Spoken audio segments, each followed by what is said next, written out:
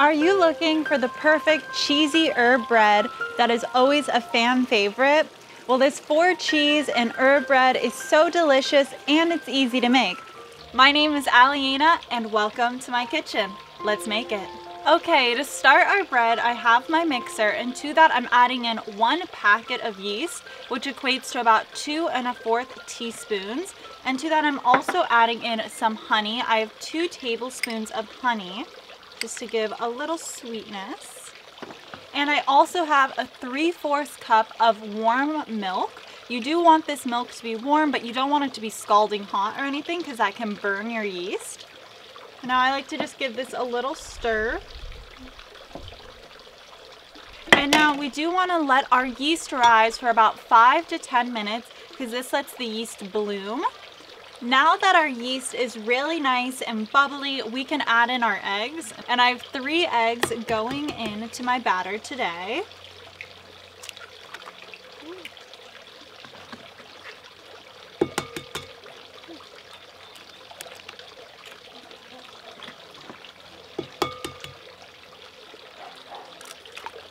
There we go.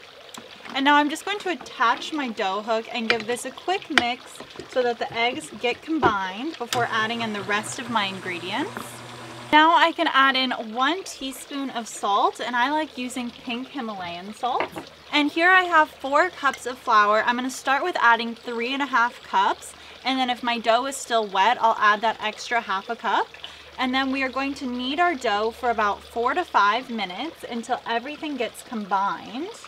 And you can scrape down the sides of your mixer as needed to make sure there's no flour clinging to the sides of the bowl. My dough has been kneading for about 4 minutes now, so I can lift it out, take it off my hook. And as you can see, it's not super sticky. It doesn't stick to my hands, maybe just a little bit, but your hands are still clean if you're holding it. And now it's time to let our little dough baby rise. And this needs to rise for 1 hour. And to do that, I have my bowl and I just put a little bit of olive oil in it to grease it so that it doesn't stick. And you can cover this with a tea towel and let it rise for 1 hour. But if you live in a colder place and it's not super warm, one trick I like to do is preheat my oven to about 100 degrees and then let it turn off and pop my bread in there, so that it's just in a warm environment, but it's not so hot that it's cooking your bread. So now I'm going to pop it in my oven. So now that our dough is rising, we can start on our cheese herb mixture. So this is a lot of grating cheese, I will admit. I have 2 cups of cheddar. 1 cup is just normal cheddar, and the other one is white cheddar. And to that, I'm going to add in 1 cup of shredded mozzarella, along with a 1/4 cup of parmesan and a 1/3 cup of pepper jack cheese. I like using pepper jack because it gives it a little bit of a kick and spice.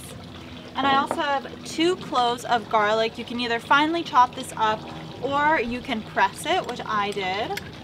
I hate chopping garlic. I don't know why, but it's one of my least favorite activities.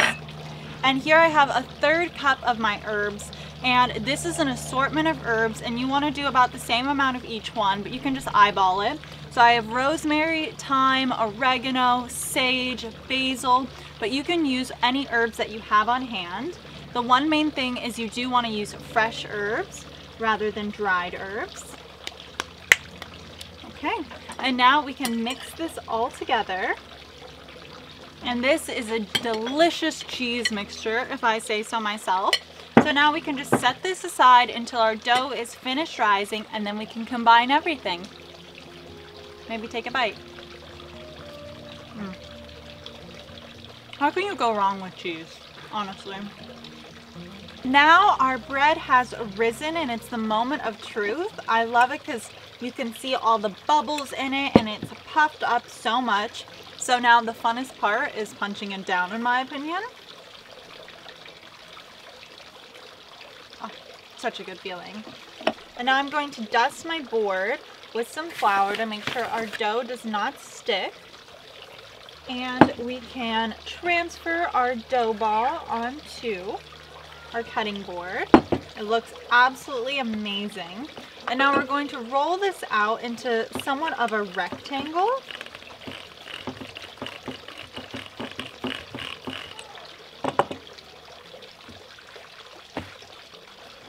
Okay. We don't need to roll this out too thin.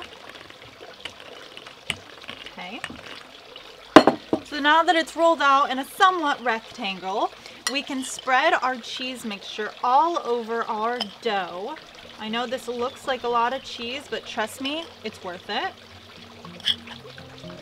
Okay, and we're going to start rolling our dough up.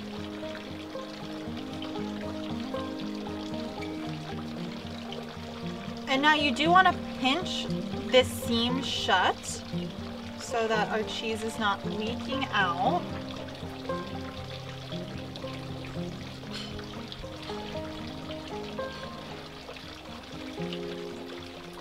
Now our dough is looking like a log, and we're going to cut it all the way down through the middle, but you're going to keep one end intact.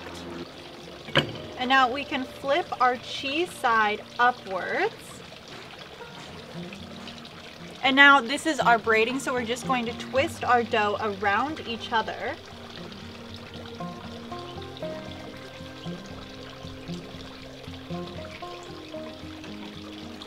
And here we have our beautiful cheesy herb bread, and I'm going to just transfer this to my pan. And now I'm going to give it a final rise. It's not a very long rise, which I love. So I'm just going to let it rise for 15 minutes in a warm environment. And once your bread has had its final rise, you can preheat your oven to 350 degrees Fahrenheit. And we are going to bake our bread for about 30 to 35 minutes until it's nice and golden brown. Okay, and here we have our beautiful finished bread. It looks absolutely incredible. And it's nice and warm. This is a bread you want to eat while it's hot, so the cheese is all gooey and nice. So you can either pull this apart or cut it with a knife. And I love because I see those layers of cheese and herbs, and you can put some butter on this if you like, or you can eat it just as is or dunk it in some soup, which I also love to do. But now the moment of truth. Let's taste our delicious bread. Oh my goodness. It's so good. It's so light. It's so fluffy. And it's also filled with all those good cheesy, herby flavors. I absolutely love this bread. And if you try it, please let me know in the comments down below on what you think of it. Also, if you want to see some more home-baked recipes, there should be a playlist right here or over here. Thank you so much for watching, and I hope to see you next Sunday. Bye for now. And don't forget to check back in next Sunday because we are making one of my favorite desserts. They're dark chocolate truffles, but they are vegan, gluten-free, and refined sugar-free, so they're healthy.